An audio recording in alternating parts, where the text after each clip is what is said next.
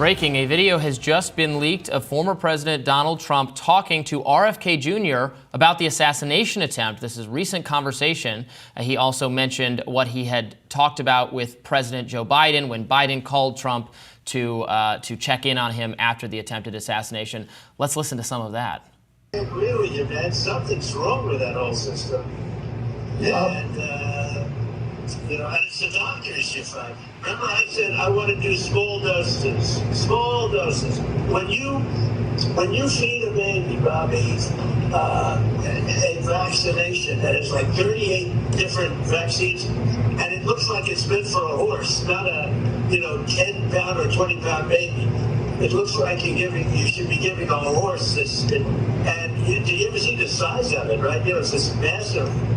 And then you see the baby all of a sudden starting to change radically. I've seen it too many times. And then you hear that it doesn't have an impact, right?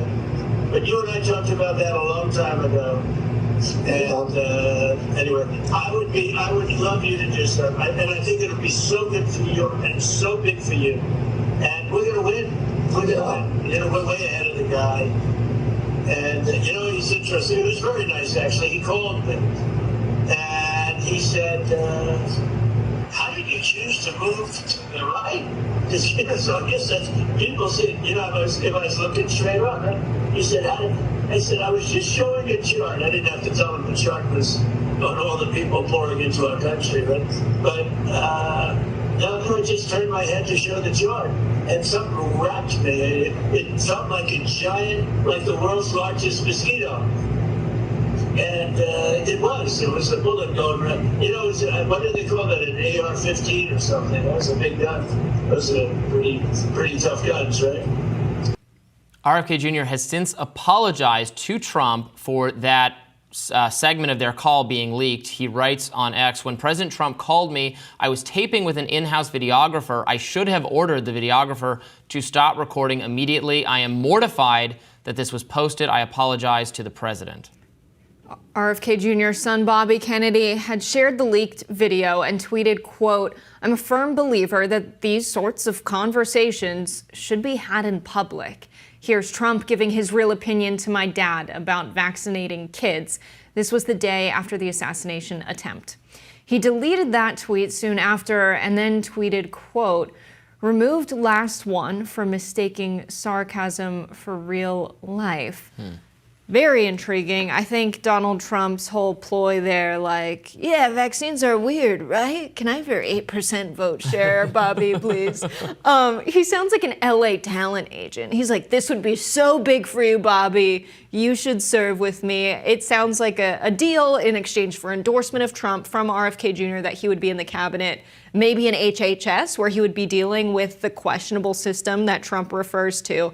Something's wrong with that whole system, then talks about vaccines. Seems to be the healthcare system in America. Yeah, he was previously talked about, RFK Jr. was, I think, maybe by DeSantis or by as like FDA or CDC, which would be, radically different, actually, roles.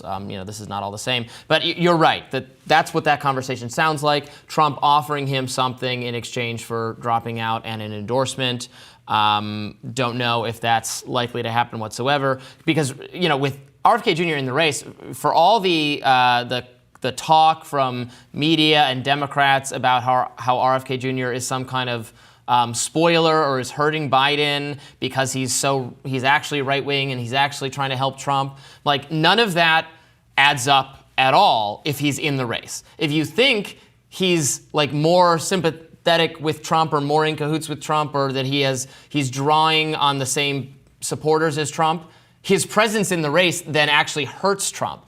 Now, because it's taking votes away from him. You can't vote for both Trump and RFK Jr. Now, the data, the polling so far shows that RFK Jr. really draws from both, or he's also drawing from people who aren't going to vote for Trump or Biden, and it's not obvious that he's hurting more one than the other, so the kind of panic from the media has been, I think, not connected to reality. Obviously, if he were to get out of the race and formally support Trump, that would help Trump. I have no idea whether he's even considering doing that. He has maintained so far that he's not, that he wants to be president, that he doesn't think Biden or Trump are fit to serve an additional term, and that he is working he's spending money. He's making an effort to get on the ballot in all the states. So I don't know that kind of deal is going to happen. It was interesting, though, to hear Trump, privately try to reassure RFK Jr. that he shares his attitude on some aspects of vaccination, wondering if too much vaccination can be overwhelming or unhealthy for babies. Specifically, that was a view that Trump was taking there. I think Trump actually may have weighed in on the vaccines causing autism idea that I should say is not accepted by most medical experts. I think he said that some years ago. But yeah, interesting. That it was a vaccine that looked like it was meant for horses. I don't think Trump is qualified to be a veterinarian or a horse doctor nor a baby doctor, so I don't think he knows the difference there. I love that he says feeding the baby vaccines, though. You picture like a very large syringe being put into the baby's mouth. It just, he also says he got small doses, that he like negotiated with the doctor, like only give me half of that. I don't think that's, I don't think a doctor would do that. It is the case, right, that for the COVID vaccine at least, some medical experts have said, not for babies necessarily. I mean, babies are at incredibly low risk of a negative COVID health outcome anyway, so they are not the priority group to vaccinate. For teenage males between a certain age, because of the still low but not totally negligible risk of myocarditis, some medical experts, Fauci has even Fauci said this at one point, that, well, if you're concerned about that, why not a half dose for this age group? So that's not if we're talking about young males, that's not a totally out there or wild idea. For babies, I'm not sure that's what they said, although for COVID specifically, the need to vaccinate babies is not very profound. We also did get some insight into what the phone call looked like between Biden and Trump after the shooting. Yes. Hilarious that Trump says he was actually very nice, as if Biden's going to call, be like, I'm going to beat you, bozo, and then like hangs up. Like, what was he expecting him to be mean after he got shot? Yeah. But interesting when he said that Biden asked, why did you choose to move to the right? I thought that meant politically, because Trump used to be a New York liberal, but it's almost like Biden's asking for tips on how to dodge a bullet from Donald Trump. But it sounds like they had a pretty genuine conversation, a genuine exchange. Glad you're all right. Crazy situation. But Donald Trump describes the bullet. It sounded like a giant, like the world's largest mosquito. And it was a bullet. What do they call that? An AR-15 or something? That's a big gun. Hilarious description. That's a very human reaction. I mean, that might very well be, he's a poet. He's describing it as a giant mosquito. I can imagine that is what it sounds like. A poetic metaphor. Yeah. Yeah, I mean, a very scary situation. Amazing that it grazed his head and barely hit his ear. I mean, that is amazing. I'm not sure we fully appreciated that yesterday, because I want to say this without sounding crazy, but the reality that he was struck by an assassin's bullet, but he was just grazed by it. He's not in any serious harm. He has a bandage on his ear. We're going to talk about that later in the show.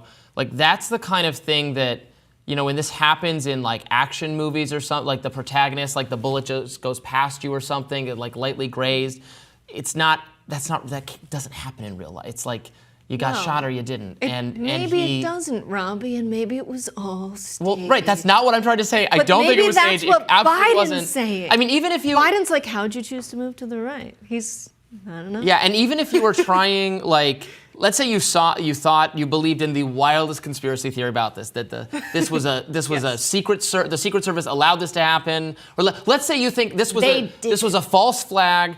Trump wanted someone to shoot him in the ear in order to gain more popularity. It's not it just can't be done that reliably. Like, the odds that it would just totally miss you or kill you dead are so staggering. You don't think the brave men and women in the U.S. military have a precise shot, Robbie? Not with an assault rifle. Yeah, not with an AR-15. I mean, maybe with an Armalite rifle, Robbie. a sniper rifle, perhaps. Yeah. No, still no. You would not. But we haven't seen the bullet. How do we know? Yeah. Well, and we know this guy is not a professional sniper either. He was kicked out of the. He was not allowed to join the gun club in high school, is what the reporting has said. Obviously, we're still waiting for more details about the shooter. Right. All right, we've got a lot more to discuss today on the show. Stay tuned. More Rising right after this.